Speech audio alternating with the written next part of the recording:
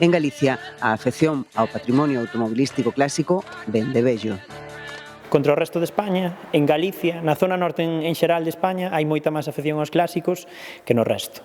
Entón, bueno, aquí poderíase decir que os galegos gustan nos os coches e sobre todo os clásicos. Creo que está ainda resurgindo outra vez, estuvo parado o tema da pandemia, estas cousas, pero ahora mismo está a xente outra vez, lle gusta este tema e está invertindo nestes coches.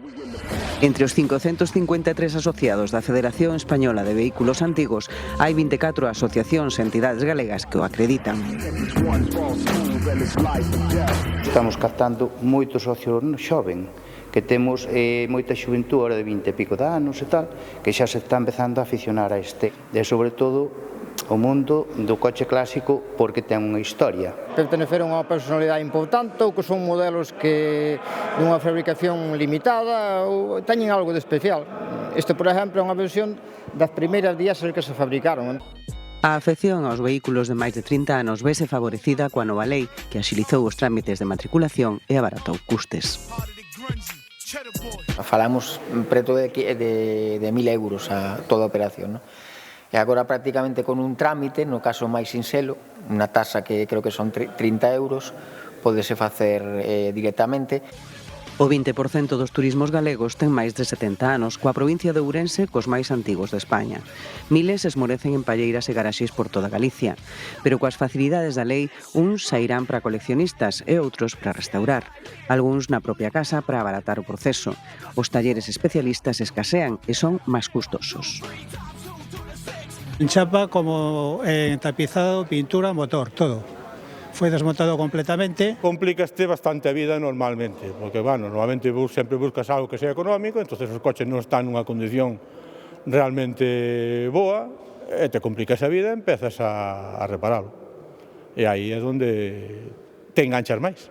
Costa moito diñeiro realmente nun taller especializado, pero hai moita xente que realmente vai facendo el. Cousa que todos intentamos facernos algo, porque senón é imposible telo, vamos. É máis difícil encontrar artesanos no tema de chapa, cousas así un pouco específicas é máis complicado. Entón hai que intentar facelo. Temos os nosos proveedores, tens que moitas veces tirar hoxe de internet para buscar ao mellor algún tipo de recambio que non consigues. Xa hai empresas que se están dedicando á refabricación de moitas pezas que saben que hai demanda. E, bueno, despois donantes, coches donantes. Tráfico prevé sacar á luz con esta lei uns 150.000 vehículos clásicos en catalogar en toda España, 7.000 en Galicia, onde hai 3.100 censados. A xente diríalle que apreciara o patrimonio que ten na casa, que o restaurara e que lle dera unha segunda oportunidade, porque a verdad que, bueno, eso non o deberíamos perder. 50.000 clásicos circulan actualmente por toda España, nada comparable co 1,5 millón do Reino Unido ou os 600.000 de Alemaña.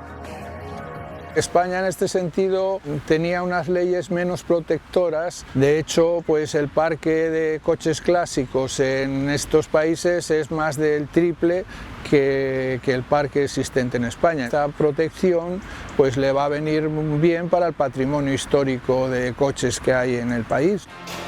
A recomendación dos expertos é conservalos, senón por paixón como investimento de futuro. Un coche clásico din é un valor seguro e en alza.